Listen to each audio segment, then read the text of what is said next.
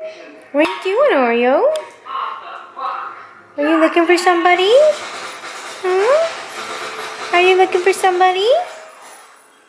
They're not here anymore. I'm sorry. Hello, Arthur. Sorry, I'm confused. Confused what, Arthur? One of these gums what makes nails come out of it. Oh, for branch, friggin' good gun. So, like a few years ago, I had to put my cat down. She, something was wrong with her and she died before we could figure out what was wrong. Thankfully, we figured out what was wrong with this girl so we can, I guess, kind of make peace with it. But a week ago today, so today's Saturday, we had to put June down. Her cancer was too strong, too fast for her to fight. I had asked the vet if, because she didn't respond well to the prednisone, I asked if she would respond differently to chemo. And so the vet was like, well, dogs act differently towards different medications. But she basically said because she didn't respond well to the prednisone, the odds of her responding to the chemotherapy probably wasn't very good. I mean, we didn't even really get a true... I mean, we always knew I think we knew what we were going to do pretty young, but we never really got the chance to actually be like, yes, this is what we're going to do, because we had to put her down a week before, or a week after we found out, a week and 2 days after we found out for sure that she had cancer. So we found out April 26th? April 26th for sure that she had cancer. 100% sure she had cancer. Oh gosh. So then a week and 2 days later, which was Saturday, May 5th, we put her down at 5 o'clock.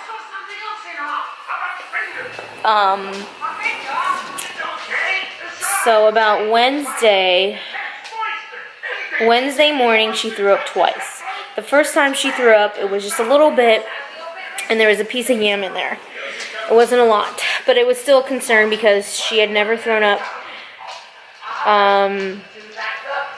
because of her cancer, and I know that was a symptom of cancer, is vomiting. So it was concerning for me.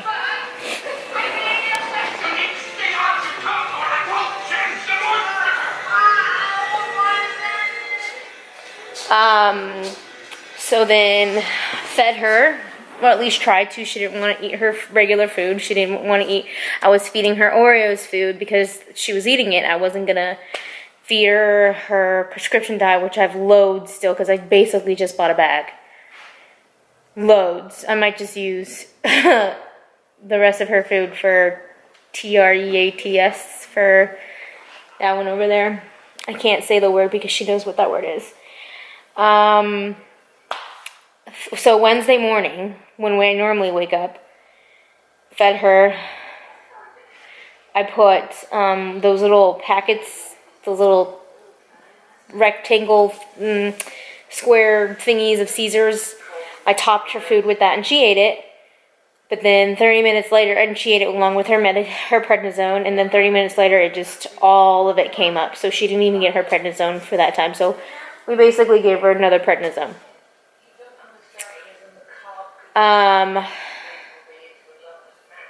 It was an insane amount, and that freaked me out. So then we're still trying to feed her food, and she was eating, I think she was eating steamed chicken. She didn't want the yams anymore. I don't even know what we were feeding her because we were just basically shoving food down her throat. So then Thursday rolled around. She threw up, not a lot, but she threw up. Still didn't want to eat. She didn't even want to eat the little Caesar packet anymore, the little food thingy. She didn't even want to eat that plain, just with that, not even kibble.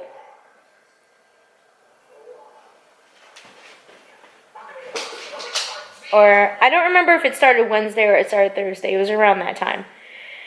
Um, so then Saturday, she didn't want to eat. We went to my friend's house to go because she was going to take pictures, and she was just super excited to meet new people. She ate some deli meat, which I know is not the best for them, but again, she wasn't eating, so I was basically giving her whatever she wanted to eat. Took pictures at Red Rock. If you want to see that, it was in my previous video. And then after that, we took her to the oncologist again, and her lymph nodes were so swollen. I'm not a vet or anything, but I was able to feel them without even trying to find them. They were so big. The oncologist was like, the prednisone should have done something. It should have, because it's for inflammation, and it didn't even do that. It didn't help with that. So the vet was like, it's not looking good, and Joe was holding on to maybe if we upped her dosage, she could do better. And I can tell the doctor was like, listen, mister, it's not going to work very long. You need to, stop being one of those owners and hold on to your animal and have that animal be in pain. And I literally wanted to shake Joe and be like, it's not working. And he was like, she needs to keep fighting. I'm like, she's done fighting. So anyways, got her around 2 o'clock, called the vet. So we made the decision that whenever we can get an appointment to euthanize her, we would. So the vet called, and we wanted to do an in-home because I told Joe, and he was like, it's just, it's cheaper to do it at the vet. And I was like, well, they bring everything to you. They take the dog, they do whatever, they do everything for you. And then I got in and what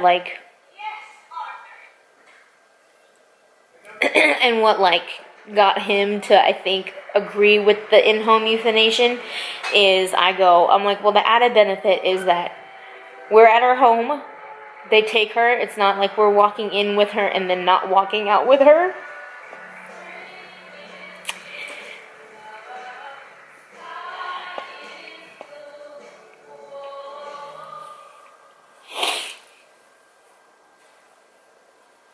And I think that was Joe's like, okay, yes, let's do it at home. But anyway, so we talked to the vet, and the vet was like, well, we can't really do it now. We can do it after it closes on Sunday, which is after 3. So they would be at our house after 3 to do the in-home. But just June was just declining so badly. Just that Saturday, she would go outside. She stopped drinking water, really. She would go outside, drink water, and as soon as she came in, she would just plop down on the tile. She wouldn't even make it to the couch. There was one point where I picked her up and I carried her to the couch. And then Joe will, try to pick her up and have her, lay and cuddle. And when he did that, she was just jello. She didn't try to fight or she didn't try to cuddle back. Her arms were just limp. And she was just declining super fast that we just decided to put her down that day. So pretty much 10 minutes after I got off the phone with the vet, we went in and we put her down. It was horrible. Which I'm sure if you've had to do that, you know. I originally didn't want June's ashes. I just wanted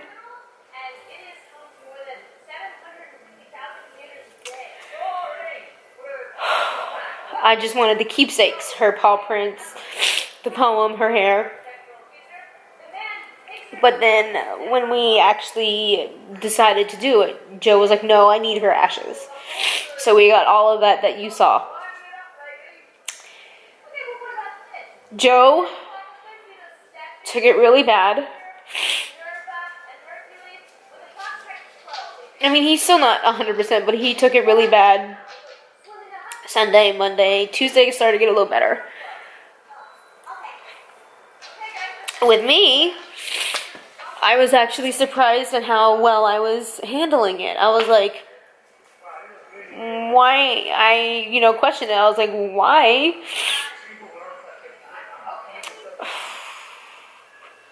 I was like, why am I not so much more sad? She was basically an appendage to me.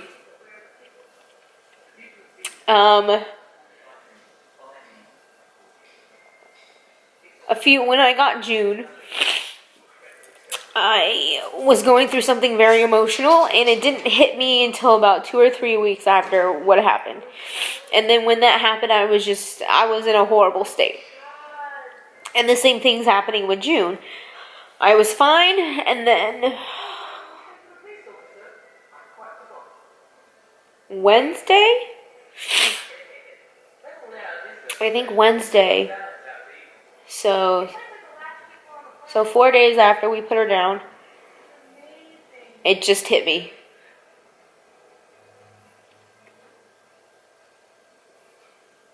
I haven't been a mess, but I'm more emotionally fragile than I was Monday or Tuesday.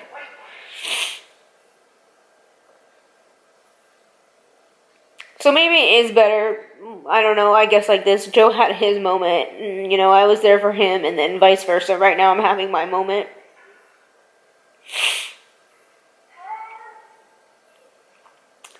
But what makes it also worse is